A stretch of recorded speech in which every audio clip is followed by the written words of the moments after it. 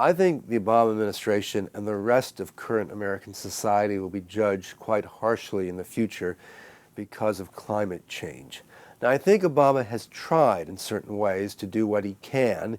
He's run into a lot of opposition, including from some key Democrats on the Hill, mostly from Republicans, and his sort of grand rhetoric and talk about climate change from the 2008 campaign, that promise hasn't been fully met, even though he has done a lot on gasoline standards for cars, on about to regulate coal-fired power plant emissions. So I think he's doing what he can.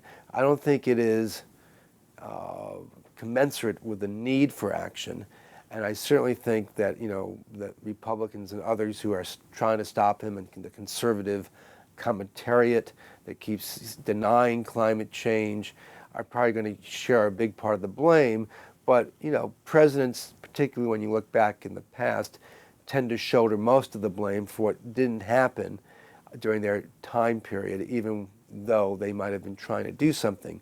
So I really think Obama, both President Bush's and Bill Clinton, for all that some of them tried to do, and the first President Bush actually tried to get the ball going, and Bill Clinton tried to do some things. I think all of them, 20, 30, 50 years from now, maybe longer, will be looked at and said, listen, you had scientific reports, such as the ones that we at Mother Jones reported on just this week, saying that sea levels could go up not 1 or 2 feet, but maybe by up to 200 feet over the next 200 years. You had these reports, you knew what was happening, yet you weren't able to do enough, even if that's because you weren't able to rally the public to support you in such actions. I was just going to ask, there's another report that made headlines, everyone picked it up, Yeah. I saw it on the Mojo website too, that we're living right now with the effects, Yes. that weren't obvious to common sense. What do you think, is that what it takes to jostle people's conscience about it, or does it take more? This is just one of the most perplexing issues there is. We've had report after report from the UN group of climate scientists to the National Climate Assessment report that you mentioned that was put together by 200 to 300 scientists under the auspices of the Obama administration. And all these reports keep telling us the same things, and they keep getting in some ways more dire in terms of the certitude that the science is creating about the climate change that is happening, and that is likely, probable to happen in the next couple of years, in the next couple of decades, with some of the impacts already being witnessed. And so in the light of all this, though, how does a political system move, especially if you're talking about things happening more in the in the distance of time, or things that are happening now that are likely being caused by climate change, but it's hard to say with 100% certainty that this particular tornado, that particular drought, this outbreak of a disease, these rainstorms, the lack of snow, the greater amount of snow, any one of these things, because climate change is such a scientifically complicated issue.